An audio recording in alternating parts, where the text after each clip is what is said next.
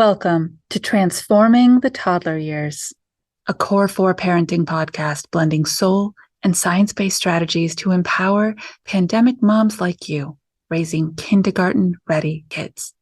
I'm Cara, your host, a lifetime lover of littles, girl mom, early childhood educator, and conscious parenting coach who truly believes that how we connect and collaborate with our kids in the first 5 years is how we raise world-ready kids who will change this world. My guest today is very special. Her name is Jessica Porté, and she's here to talk to us about how we navigate loss and grief for ourselves and hold that space for our children too. We are moving into a post-pandemic way of life, but the pandemic changed everything. You may have some significant losses, some significant grief that still needs to be processed as a result of living through that time of struggle. And Jessica's here to help us do that.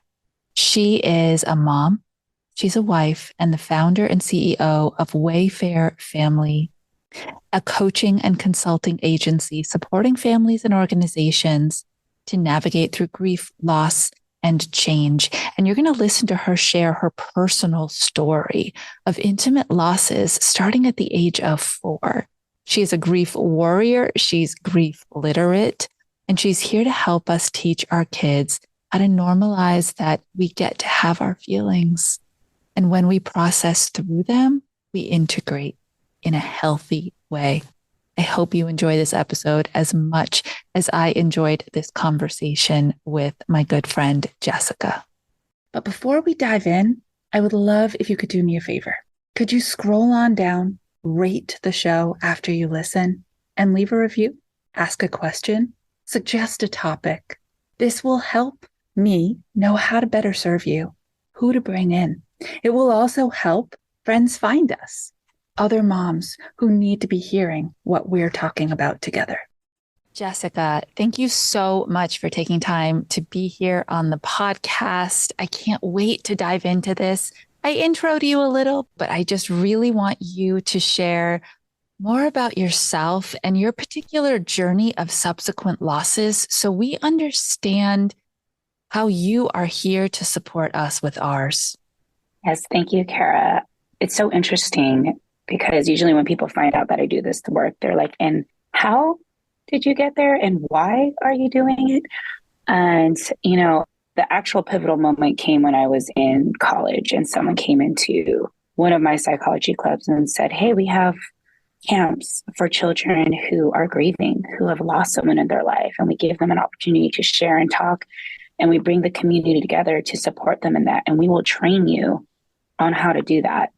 And I had already planned my route. I was going to do college counseling, helping every kid I knew get a job. That seemed to be something that I thought I was going to be passionate about.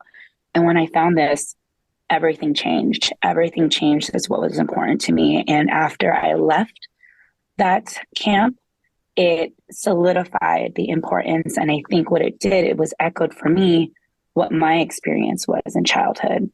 And I was able to recognize the grief that I have never talked about and processed as a child.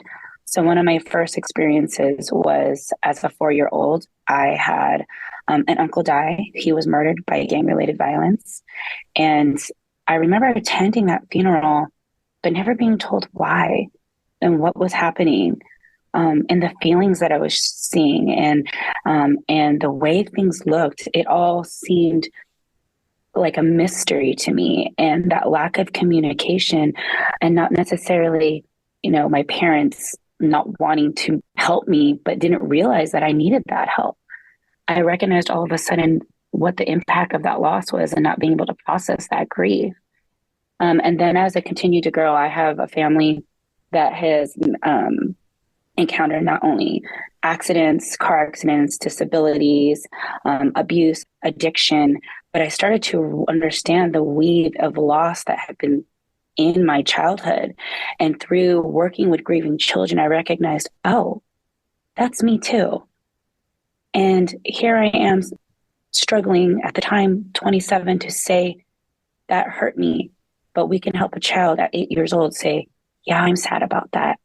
and how much ahead of the game we were putting these kids when we gave them a safe space and container to share that grief, and how much we could learn as parents. And then fast forward a few years into this role, all of a sudden I was very much blessed with my twins, which I struggled to have. Infertility was part of my process with that, which only helped me magnify the importance of talking about losses was and is. And when I became a parent, all of a sudden I sat there and I was like, wow, I'm not just a child advocate, I'm a family advocate. I want the parents and the caregivers and the adults in these lives to dive into these conversations as well. Because if we really want to have that conversation, we do the work with them. And so it's really become my heart to change the narrative around hard conversations on what it means to lean into these parts that are painful, but deserve our recognition and love too. Oh, Jessica, my heart is exploding listening to you because you know that I have a history with grief. It's part of my parenting story as well. And my listeners know that as well.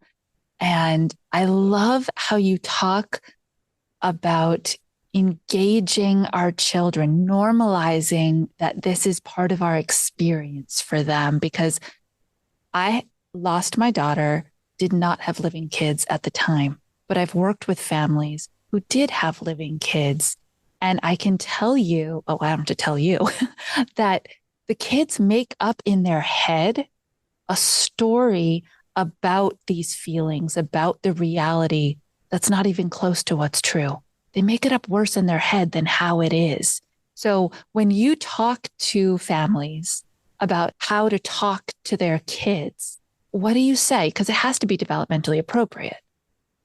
Absolutely. Absolutely. And that is the first component, right? When we think about what do I share with my child?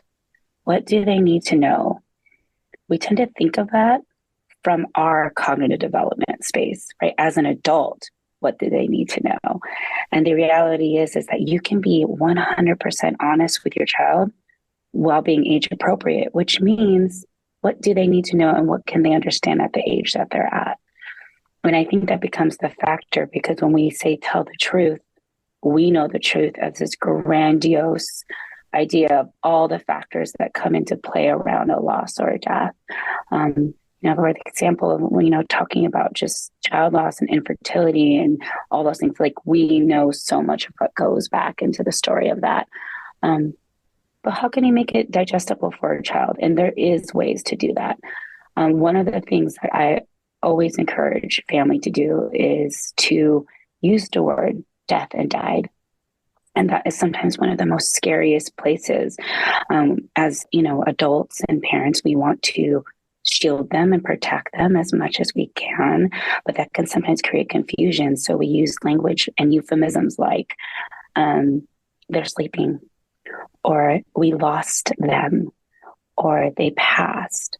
But if you're thinking again, for examples, toddlers in that age bracket, well, when I sleep, I wake them up. So can you just wake them up? Or I lost my toy the other day and I found it.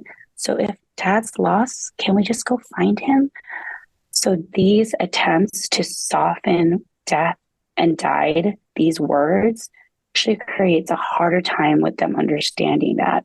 So that is one of the two pivotal points of honesty and also under age appropriateness of what that looks like. And not only does it go developmental, but that's also knowing you're little, and where you can lean into the power that I know my child and I know where they're at. I know their feelings. When you merge those two, it becomes a powerful conversation for parents. Yes. Oh, it does. Oh, I love it. So I went on to have two more beautiful girls and spoke to them often about their older sister who they never got to meet. We normalized the experience in our house of having three kids. Well, when my little one was little, she would say, we have three kids, but only two sit at the dinner table, right? For her, that was her story and how she made sense of it because she was four. Her sister went to school, to kindergarten, and they drew pictures of their family for the first day. And I got a phone call from the teacher that said, I'm not sure what's going on here. I think we have a problem. your daughter drew a self-portrait of her family with everybody, including an angel in heaven. And I said, oh, actually, that is our family, right? So when we are able to differentiate the loss from the experience of the grief and for me, there are two different things. How do you feel about that, right? So we have lots of families who listen who lost family members during COVID, and their kids are still practicing, asking, repeating, wondering, storytelling, fact finding. The loss happened a couple of years ago. The experience is in the grieving. How do you piece those two and help people kind of understand what they need to do next? That is such a beautiful question and so lofty at the same time, because there's so many components to that. You know, one of the main things that I think that when I think of the word grief is the fact that people tie it so tightly to death. And when they do that, they don't create space for them to acknowledge the grief that they experienced in living losses. And at a time during the pandemic, when COVID hit, it not only had us all of a sudden grappling with grief with a death narrative, but grief with a living loss narrative. We lost our navigation and routines. Children lost their consistency. They lost their social circles. They lost so many different components that trying to recognize not only the grief when we were losing the person we loved to COVID or all the multiple factors that went into that, you know, they were also grieving in a maladaptive environment, right? If I get my energy from being an extrovert and being with other people, it was a time where that wasn't safe. So what do I do? That goes against my needs. And that really created a lot for parents and for adults and children of how do I trust my body and what my body's saying it needs if that's not allowed right now, if that's not safe right now. And so I would think we have to give a lot of recognition to how people were grieving in and help them see that your grief isn't abnormal, but the construct and the maladaptive ways that we were grieving in was. And so we can honor our grief in that. And when I think of that, when the pandemic happened and all of these components happened, it reminds me of William Bridges. He talks about this, about we often look at change and transition as the same thing. Like a change happened, transition, but the change is the situational.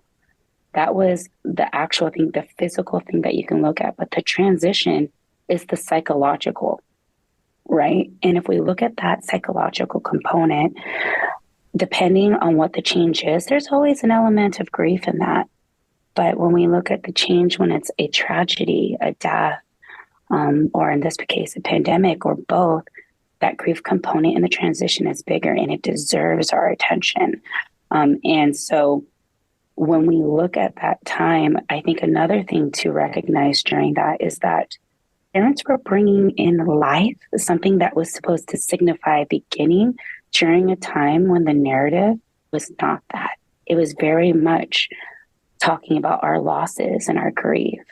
And so that creates like two different, like that cognitive dissonance, right? Like those two opposing thoughts of, I'm happy that I have this life, but I also have all of these other feelings around what kind of life, what I'm bringing into and the experiences I'm experiencing in this moment. And that creates a lot of different feelings. And I think one of the first things to recognize is that's all valid, because we tend to fight with ourselves and then feel guilty that we feel one way and then another. And am I being a good enough parent? And this turmoil happens and it can all exist. And and to fight it means it's just going to get pushed somewhere else. Yes. Oh, you're exact. I talk about this all the time with toddlers, right? This idea of emotional regulation being the ability to know you're having a feeling, identify this feeling that you're having, and then know how to move it through your body in such a way that it comes out the way you want it to. Otherwise, it comes out anyway, just not the way to. So you have me thinking about kind of this grieving process, right? I love how you talked about grieving the living losses. Yeah, I know for me, it was my daughter was in vocal lessons. And one of my favorite things every year was that we got to go to her concerts. They all disappeared. And then so did her desire to go continue taking lessons, right? So that was a COVID loss. Very different depth of loss. But I identified it as such because the COVID created that. So when we're talking more about the high level emotion, and if a parent still has that processing they need to do and the invisible trigger hits and they're flooded with it and they're right back in it and their body needs to cry or their body needs to do what it needs to do, what is your take on doing that in front of your child? Oh, this is the question, right? And I feel like there's been so many stories that I shared in my own miscarriage, as well as with other moms, of where we take solace in crying on the toilet out of sight from our children, right? And so we do that with the hopes to shield them from the process. But it's encouraging to look at what would it look like to include them in that process, and what does that look like? So many times when this comes up to in working with families and just for myself, I ask myself, when someone says, hey, I don't necessarily see my kids' emotions around what's happening or their grief or this loss. So I don't know what kind of support to give them. My first spot is to look at and say, how am I modeling that for them? Am I retreating to my toilet and crying in my bathroom? Or am I letting them know that it's okay and showing them that it's okay? So a lot of times we become scared of tears. But if we're telling our children, and I feel like we do with our toddlers, it's okay to cry, then we have to show them and model it for ourselves. Adults can cry too, and that's okay. And so when we do that, there's a vulnerability that we share with our child. And I think the power in our vulnerability is our superpower. And sometimes we take that as like, we can't be vulnerable because we're the protectors. We're here to protect them from everything we can, right? But from feelings, those are things that are going to happen. And when we show them how we model them appropriately, we give space. Now, I also want to give acknowledgement that sometimes we're still trying to figure out how to model that appropriately. And if you are activated by your grief in any of those ways, it's okay to take a moment to take inventory of what that looks like and take some time to yourself and assess where did that come from, or maybe realize there's maybe a piece of your story that hasn't gotten nurtured or your attention and you need to process that. But what would it look like to still return to your child and say, hey, I realized that when I answered you, I didn't use kind words or my tone felt really, really mean. I want to tell you, it was because I was sad because I thought about your dad in that moment, because your dad would actually help you with that. And I realized that he's not here and it made me sad. Oh, okay. That creates a connection between a feeling and the thought, and it gives an opportunity for your child to share with you. So I think when we have those opportunities to open those doors between what we're experiencing and feeling and how we model it, it gives them an opportunity to be like, I felt that too. I recognize that was happening for me too. Or it looks different for me, Mom. And this is what it looks like for me. Oh, so good. And that permission that there is no ending mark, that it's okay to still be sad 2 months later, and it's okay to still be sad 6 months later, and it's okay to not be sad one day or show it, and it's okay to show it again the next day, that our emotions are fluid and our experiences too, and we can share that together. So good.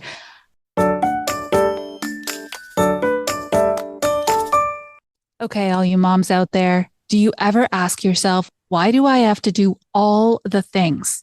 everything seems to fall on my shoulders. Summer camp, drop-offs, pickups, lunches, playdates, registering for school, and keeping up with the laundry. But it doesn't have to be that way. And Valerie Recor is here to teach you how to step out of the role of household manager and into the role of team player. Valerie is the founder of Stride Productivity, and she has a super secret special private podcast just for moms who are ready to share the mental load. You can access this secret podcast and receive weekly mini lessons to stop doing all the things by yourself. Subscribe now to the In the School Pickup Line podcast at strideproductivity.com/school pickup.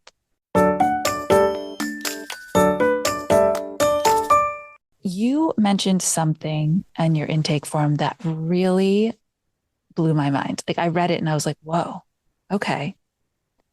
You talked about how if you have a child who is not showing any emotion around a loss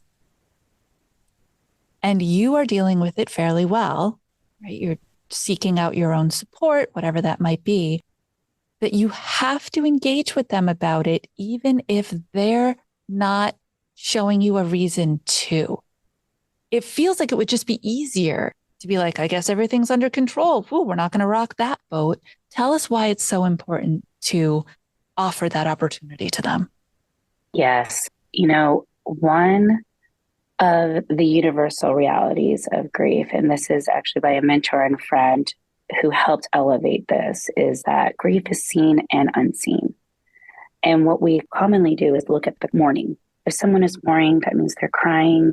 Maybe in traditional ways, they're wearing black, or they're talking about their person, or they're playing their favorite song.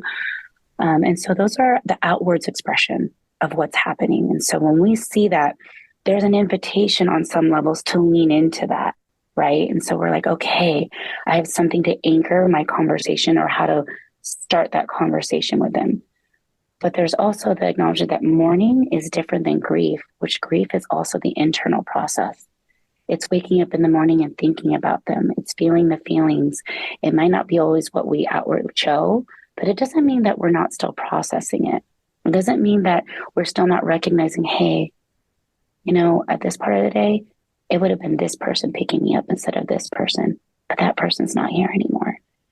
Or, oh, now I have to set the table. That was my brother's job, but it's my job now. And it seems like a seemingly small task, but someone's absorbing a seemingly small task. So grief is always with us. And the idea that we put grief away, or like you said, that there's an ending, that's just not true. So if we take opportunities to lean in to conversations, then we give opportunities for them to express their grief outwardly. And the idea of permission, which I love that you used, is that creating these opportunities to talk, and as small as saying, hey, our person's birthday is coming up. I'm wondering if there's anything you want to do to celebrate them this year. They might lean into that and be like, I've always wanted to go on that vacation that we went when I was really little. Or I remember going to the beach a lot and that was really fun. Or they might say, no, you know what, I'm okay. Okay. The fact that you became that safe container of, wow, they've given me an opportunity to talk about my person, even though I haven't. The consistency and the routine of checking in lets them know, but when I am, and if I do, they're a person I can talk to, because they always create that invitation. Another factor is that sometimes kids want to hear the other person say that name.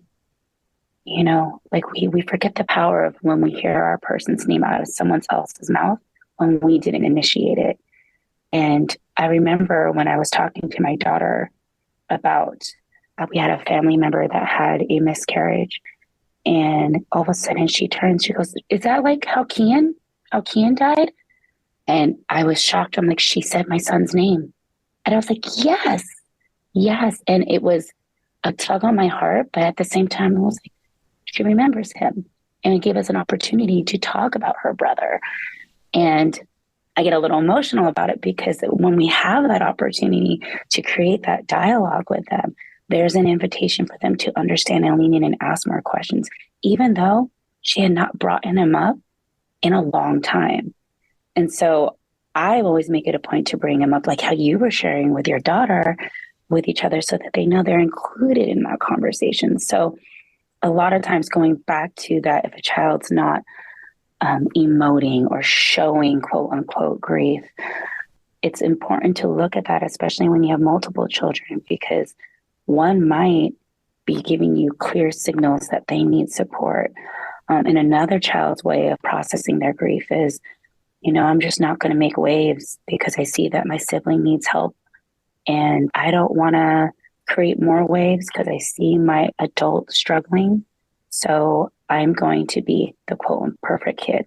I am going to continue on with my routine, and giving your child just acknowledgement and permission to share, or if they need to break away from that routine and know that it's okay, is super important and valid and a powerful message, because we all know routine's important, right? You're like toddlers, right? Routine's so important. But we also know with toddlers and grief and parenting that saying that your true routine was never broken is just not possible. It's going to happen. And so when we give them permission that in their grieving process, it's such a beautiful thing to share with them. Oh, unbelievable. Yeah. I'm thinking back. So let's take it down then to that toddler space, because they don't have the expressive language to be able to put words to it, or that abstract cognitive planning to say, my favorite was when daddy took me to McDonald's, right? They don't have that. What they have are emotions, lack of routine, disruption, and behaviors. So when parents are noticing that the behavior level, which is a direct result of the emotional dysregulation, is elevating, and they're aware that it's a grief reaction at its core, but really what it looks like is defiance. Really what it looks like are whiny, screamy tantrums. How do you help parents put those into perspective so that we don't continue to fuel a fire with something that's not actually going to put it out? Yes. Oh, this is a beautiful question. It is the space where we start to look and recognize, right? There's childhood, there's grief in childhood, and there's grief in the early years. And it's important to acknowledge that you can grieve in infancy. So a lot of times when we look at anything younger than, say, 2, we're like, well, do they really recognize a loss? Yes, they do. They recognize the loss in touch, the loss in smell, their person. There's a reason why, skin to skin contact is so valuable. So if any reason that routine, that touch, that smell is missing, they might not know the word dead or died, but they recognize goneness. And then you'll see it manifest in fussiness, clinging, crying, and all of those behaviors. And then as they get older, may not still understand the word death or die, but they're still processing that goneness, that routine. Where is my person? And that is where you might see the repetition in questions, and then the frustration when they can't understand something as abstract and concrete at the same time as death. And so when you start to see those spaces where kids are having big emotions, I think the 2 things to remind and anchor yourself in is all feelings are okay. And so they all need space. And so if my child doesn't have the language like I do to share, then this is their body releasing their grief. And the same way you would remember, okay, my child's sharing about their person, I'm going to make space for that, because you want to hear the dialogue, right? When they are giving their grief to you, either through, crying, a tantrum, or big emotions, or kicking and screaming, there's value in giving space for that as well. Now you can create boundaries, of course, in it with what that looks like. Okay, I see that you you need time and space to let some of your sad out. We're going to do it in this room. And I'm going to create some space here so you will not get hurt and that you can get it out. And then be with them and to stay with them in that. Sometimes there's this opportunity, like I'm gonna go walk away while they're having their grief experience or this tantrum, because you want to give them their space. But there's so much value in staying present with them, because you're saying your emotion doesn't scare me. I'm staying with you in it. I see that you're sad and I'm going to lean in.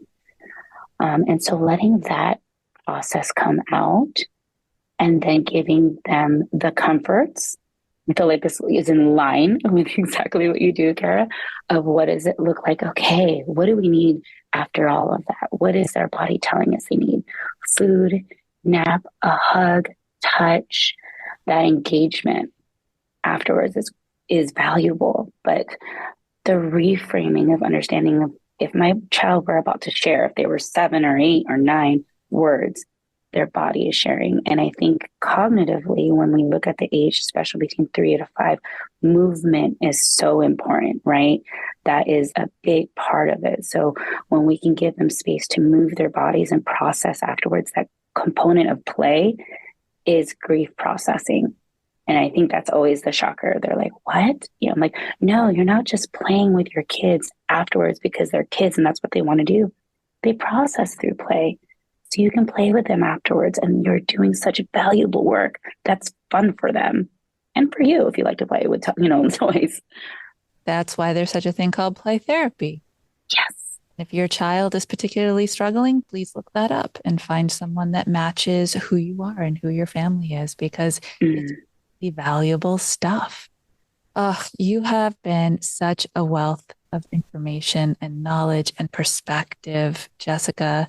I'm hoping that families, as they listen in, will make space for their own remembering.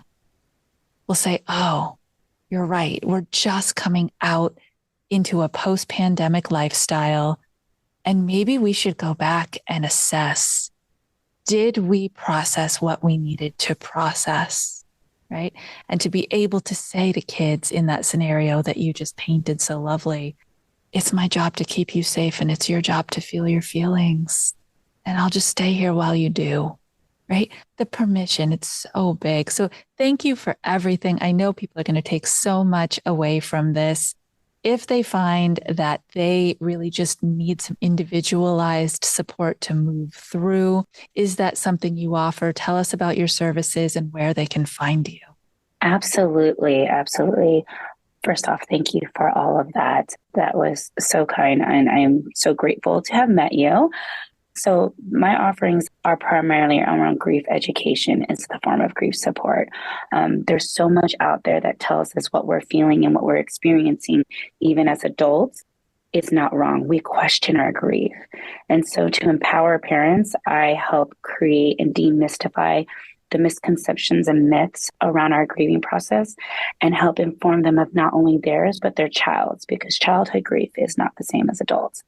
So through my Me, You, We program, I work with families directly, not only helping them understand from a child perspective, but helping them anchor in what are my family values and what am I bringing into this as a parent and as a person who has to acknowledge my experience as well. So that framework not only pulls in grief-informed care, but leadership principles from a family perspective.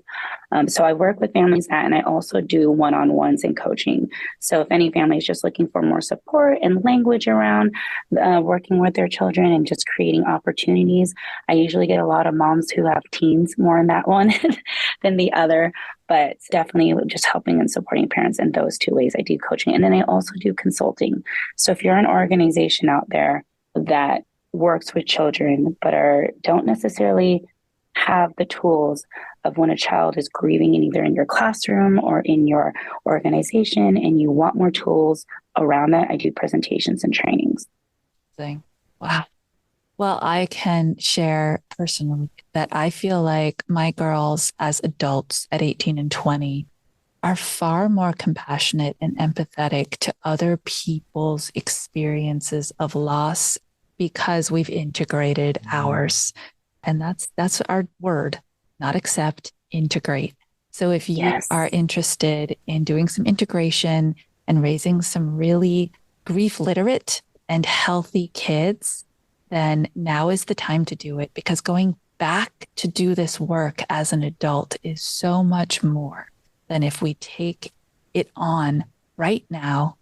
And the relevance is here still. So thank you so much for opening our eyes to all of this. And I look forward to hearing from you and all the big work that you continue to do to support others. Thank you, Cara. Thank you so much for having me. Until our next episode, stay mindful and proactive as you transform the toddler years.